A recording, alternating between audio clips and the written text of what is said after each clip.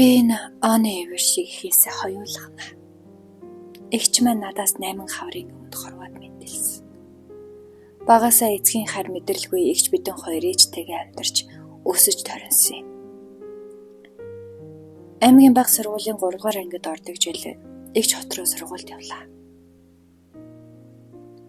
Эгч хотод дотор байранд амьдарч хичээлдээ яваад л би эндээ ээжтэй тусалж гэр орны ажиллаа хамжилцаар хэдий олон жил өнгөрсөн. Эгч минь сайн байгаа.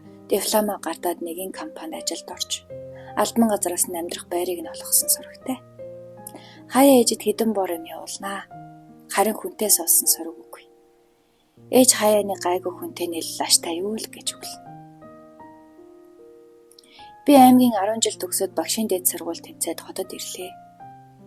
Эгч хөөхөн тогшиж. Харин ээжийн өвөр танил хийтэл эгчийг эргүүлж тойруулж буй хүн алга.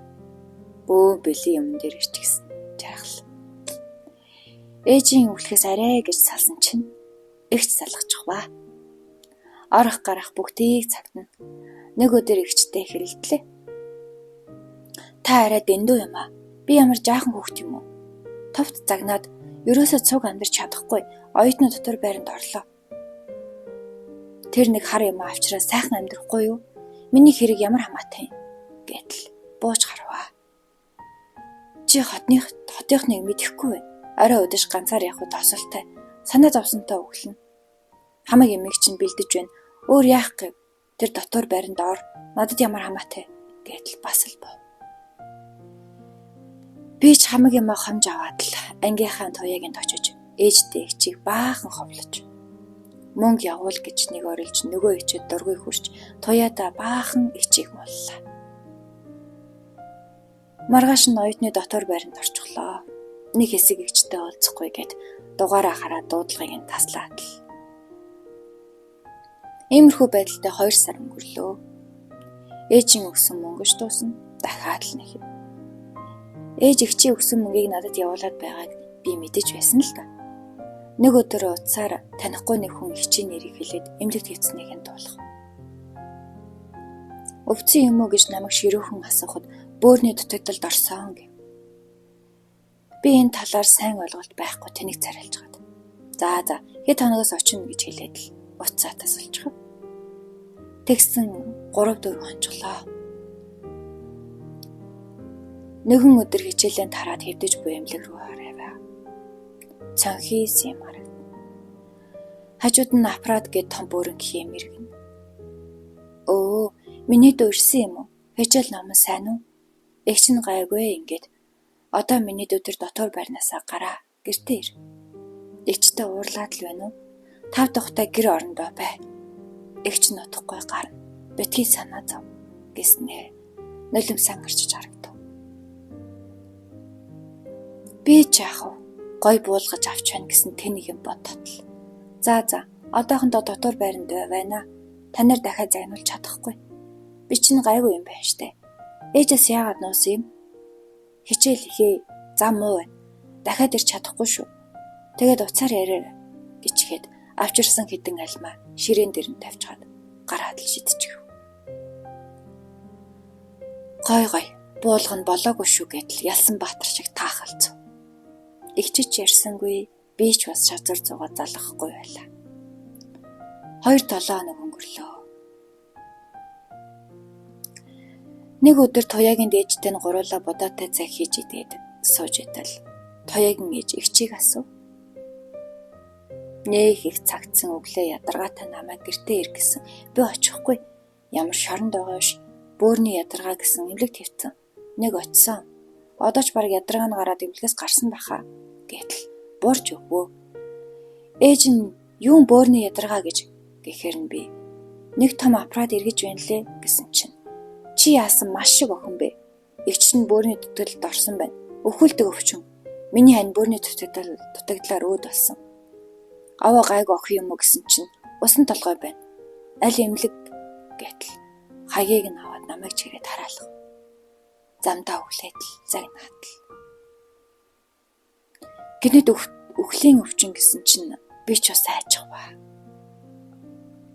Эгчийгээ буулгаж авахаар санаархсан чинь бурхны орон руу хээв нэг илгээч гэж буй биш үү гэд дөнхөө толгойд дараалан далайлт буваа. Нэг л мэдхэд тоягийн ээжэд өгзрүүлсаар эмлээд ирлээ. Дасагт нь орсон байсан. Дотор пал гэв. Эмчийн өрөөрөө өөрийн мэдэлгүйгүй лээ. Би нэлээд сул гарсан. Гадаадад эмчлүүлвэл сайн. Би удаан унтаж болохгүй. Дөөмн ирэх ёстой. Эрүүл сэрээгээр гэдэл сүвлэгчдэд загтаг байсан залуухан сайхан бүсгүй. Би л тэр дүүг нь хараагүй гэв. Дотор манараад толгой эргээд. Тоягийн ээж аюултай өвчин эгчийгээ харж ханд. Чам шиг таны хүүхдүүд тэр сайн эгчийн хайрыг мэдэрч чадахгүй. Өгсний чинь буулгаж авах. Одоо харь очоод юу болсноо хэл гэд намайг баргалхав. Би ч шууд такси бариад нэг л мэдхэд хаалганыхаа үдэнд ирчихсэн байв. Харин хаалга онгорхой. Дотор жижирээд аяахан түлхээд л орлоо. Ана дуут тагчиг. Гэр жаахан эмх замраагүй. Нэг мэдсэн коридорынхан ханыг налчихсан сууж байв. Хүүе, миний хөрхөнд үерчгсэн юм уу гэдэл эгчийн дуу сонсогдох шиг. Цочоо тартал эгч энийгээ л зогсон. Ямар их санава. Миний дүүгийн хичээлэн сайн уу? Эгчийнх нь би сайн гэр орноо юм хэлж чадаагүйсэн. Дүүгөө ирж яваг нь цонхоор харсандаа эгч нь баярлаад дүүдээ амстан авах гэж яарч гарахтаа хаалгаа өнгөрхөө оргиччихжээ гэснээ. Тэврээд намайг үнслээ. Би ч гөлийгөө дуугарч чаддаггүй. Эгч нь мэдсэн юм шиг өчигдөр хідэн бууц хийсэн. Гял чигнэтгий гэв. Өчигдөр эгч минь дүүдээ бууц шимхэж байж. Харин би тэнийг эгчийгээ буулгаж авах тухай бодсооч байж. Хөөрхий дөө. Хий дэмэл. Одоо тэгээд би чинь яаж байна гэдэл асуус хийгээд л сов. Энэ үед л өөрийнхөө тэнгийг ухаарсан юм да. Сайхан халуун буузгаарлаа. Эд миний дүү хичээл ном их гэд их ядарсан байх. Сайн идэж ав.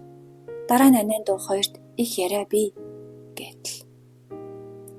Эгчийн нүднээс дүүгээ харилсан тэр их хайрын элчин мунхаг миний царай халуун дөгтөл төөнөж байлаа. За гэж хэлэнгээ чигээрээ доош тонгооход буузаа хазмар айдтал нөгөө нулимс зүгээр л урсчихлаа. Нус нулимстайгаан хутгалдчих. Буузаа хазаастай. Завчиндаа зажлаастай.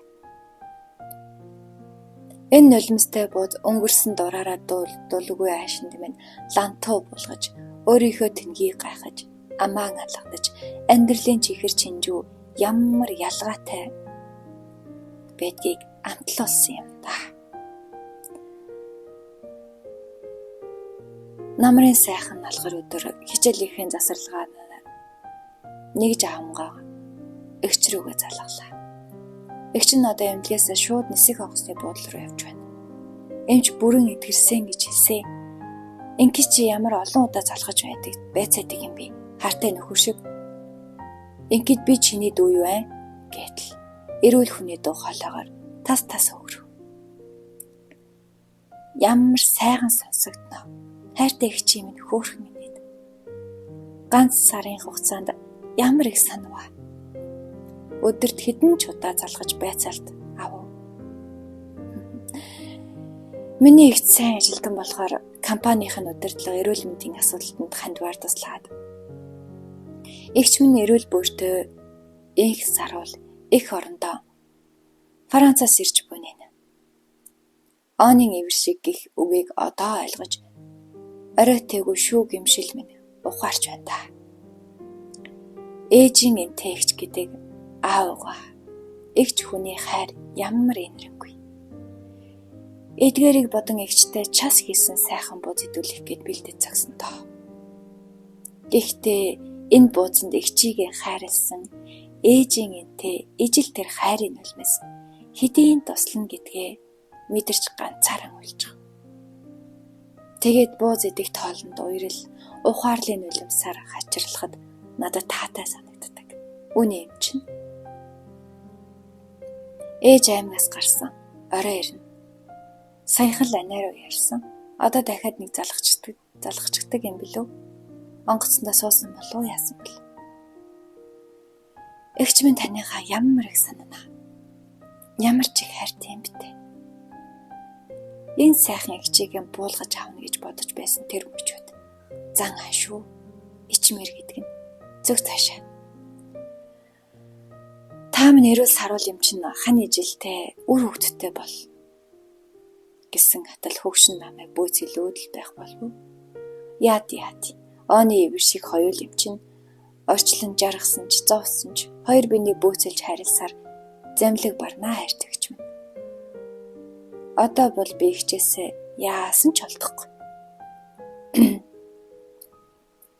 Хормойдод л шуударчхад би ястаа алцахгүй шүү дээ.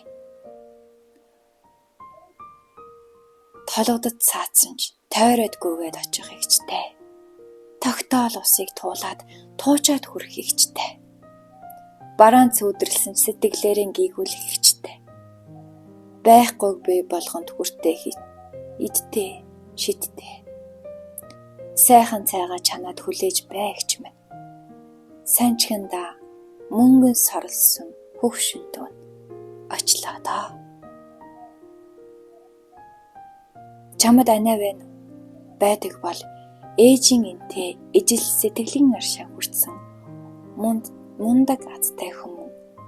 Заяа чи болоо.